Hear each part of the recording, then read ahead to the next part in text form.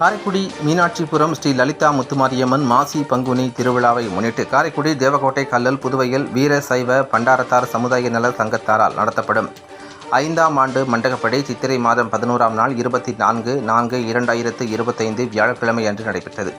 அதைத் தொடர்ந்து மாலை 6 மணி அளவில் காரைக்குடி அருள்மிகு ஸ்ரீ கொப்புடைய நாயகியம்மன் ஆலயத்திலிருந்து அம்மன் அபிஷேக ஆராதனைக்குரிய சீர்வரிசையுடன் புறப்பட்டு முக்கிய வீதியில் கண்ணன் பஜார், முத்து ஊரணி, கழனிவாசல் பகுதியில் நமது சமுதாய சார்ந்தவர்கள் ஊர்வலமாக 500க்கும் மேற்பட்ட பெண்கள், ஆண்கள் பூத்தட்டுகளை ஏந்தி கொப்புடைய நாயகி கோவிலில் இருந்து முக்கிய வீதிகளில் வழியாக பூத்தட்டு, மாலை, பட்டு, பழங்கள் போன்றவற்றை எடுத்துச் சென்று ஊர்வலமாக முத்துமாரியம்மன் கோவில் வந்து அம்பாளுக்கு சிறப்பு அபிஷேக ஆராதனையும் நடைபெற்றது. மேலும் முத்துமாரியம்மன் கோவிலின் பின்புறத்தில் 2000க்கும் மேற்பட்டோர் அன்னதானத்தில் வழங்கிய தொழிலதிபர் சிங்கப்பூர் சுதி டிராவல்ஸ் உரிமையாளர் சொக்கலிங்கம் புதூர் எஸ் கந்தசாமி ராஜேஸ்வரி குடும்பத்தார் நடத்தப்படும் அன்னதானத்தில் அவர்களது சமூகத்தை சார்ந்தவர்களும் பொதுமக்களும் மகிழ்ச்சியோடு வாங்கிச் சென்றனர்.